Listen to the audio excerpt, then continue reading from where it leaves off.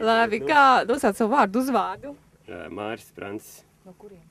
No Rīgas Mārupes. Vai tu nodarbojies arī ikdienā, teiksim, ar motosportu?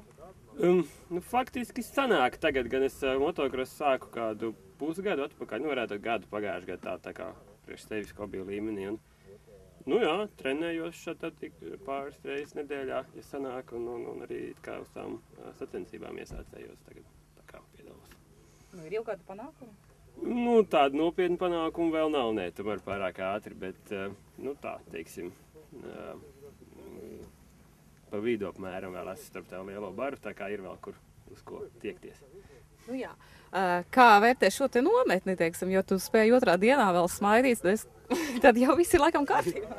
Nē, es domāju, noteikti viss kārtībā, bet slodze bija nopietni vakardien, bet arī bija ļoti interesanti, jo es nebiju pie šī trenera trenējies pirms tam, un viņam tomēr arī uzsver tāds ļoti profesionāls piegājiens un tādas lietas daudz varbūt saka pateicis, ko es nezināju iepriekš, un man liekas, ka tā diezgan labi, jā.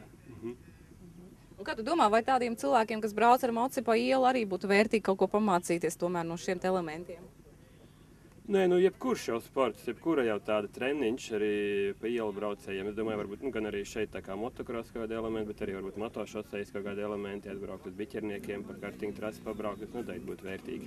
Varbūt, teiksim, tā ļoti nopietni sākumā, varbūt tā kā šeit, ka uzdot tādu nopietnu slodzi un pa tramplīniem un lekt, tad būtu viss pa daudz, bet katrā ziņā līdzsvars, pagriezieni, bremzēšana, tas viss ir liels arī. Tā kā tas noteikti palīdz, jā. Kāpēc tu pievērsies motokrosam? Nē, man tie moči kaut kā jau no bērnības, jau sākot ar mopēdienas laikā, kur biju, un tad tā kā sāku mācīties universitātē, tā kā viņas pameta, bet es laiku iekšā bija tā, ka tomēr gribās kaut kā tā nezinu, tā patīk viņi. Es arī sākumā pievērsos nedaudz motošosejai, un tad, teiksim, un tad gribēju pamēģināt arī motokrosu. Tā kā viss vēl priekšā, vai ne? Viss tās lielie čempionu tituli.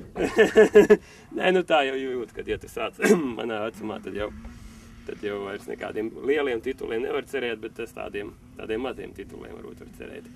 Savai formai. Formai, jā, bet, azarts tāpat tev ir savēji konkurenti savā līmenī, ar kuriem tu cīnies un kurus tu gribi vinnēt, tā kā tas sportiskais gars tāpat ir. Kā vērtē šo te trasi?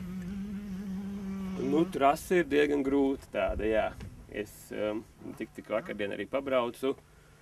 Tāda, labā līmenī uztaisīts, kad te ir tā infrastruktūra, tomēr var dušās ieiet un var moci nomazgāt, tas ir labi. Bet, protams, tramplīni un tā paši visi tie tā diezgan sarežģīti elementi, kur manā līmenī vēl, protams, nāktos bišķi pamācīties, lai viņas tā varētu labāk izpildīt. Bet tādā ziņā savādāk labi sagatavot. Un ļoti... skaista vieta, daba, viss mierīgs. Tad tas bija ļoti labi. Es paliku pa nakti arī teltī ļoti.